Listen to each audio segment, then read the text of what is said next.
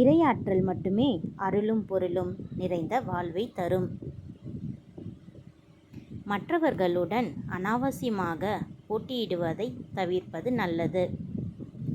பல முடிந்து போன காதல்கள் இன்னும் வாழ்ந்து கொண்டுதான் இருக்கிறது. எதிலும் பரபரப்பு தேவையில்லை, ஆனால் சுறுசுறுப்பு எப்போதும் தேவை.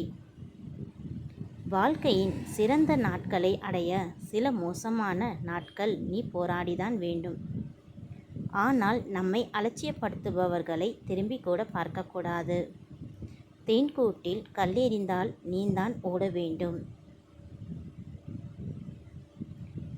வந்தாலும் எதையும் எதிர்கொள்ளும் அவரின் சிரித்த முகம். ஏமாற்றுக்காரர்களின் பேச்சுக்கள் மிக தெளிவாகவும் பணிவாகவும் இருக்கும். அழுது அடம்பிடித்து பெற முடியாத அனைத்தையும் வேடிக்கை பார்த்தே மனநிறைவு. புண்ணியம் வேண்டுமென்றால் தாய் தந்தையரை மட்டுமே தொலைத்து விடாதீர்கள். ஆகவே ஆடம்பரம் ஆபத்து, எளிமையான வாழ்க்கையே உண்மையான வாழ்க்கை. இன்னொரு ஜென்மம் எடுக்கப் போவதில்லை. எந்த உறவு உங்களை வேதனைப்படுத்தியதோ அளவைத்ததோ அனைவரும் இருக்கிறார்கள் அவர்கள் தேவைக்காக. பிடிவாதக்காரரிடம் வாதாடக்கூடாது.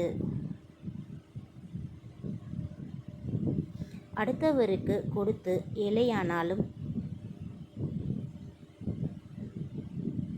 நாமே தவித்து தத்தளித்து கொண்டு இருக்கும்போது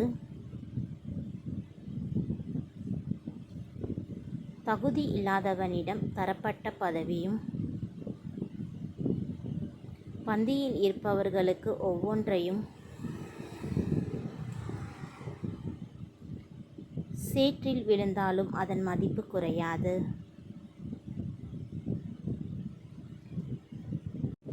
உங்கள் பொண்ணை மட்டும் கல்யாணம் பண்ணி கொடுங்க. கோபக்கார பெண்களின் அன்பு தொல்லையாக இருக்கலாம். மதிப்பற்றது என்று தெரிந்தும் அதை பற்றியே சிந்தித்து கொண்டிருந்தால் இழந்ததை எண்ணி வருந்தாதே என்று சொல்வது சுலபம். அவளுக்கு மரணத்தை குறித்து பயமில்லை. எவ்வளவு வலிகள் இருந்தாலும் வலிகள் இல்லாதது போல் நடித்து வாழ்பவள். வாழவே இல்லை, வாழவும் யோசிக்கவில்லை.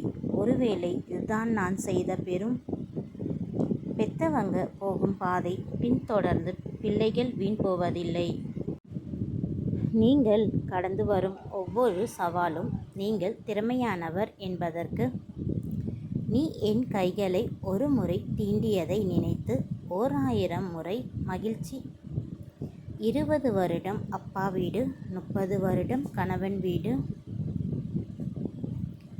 நோக்கி பயணித்து முன்னேறி முத்திரை பதிப்போம். இன்று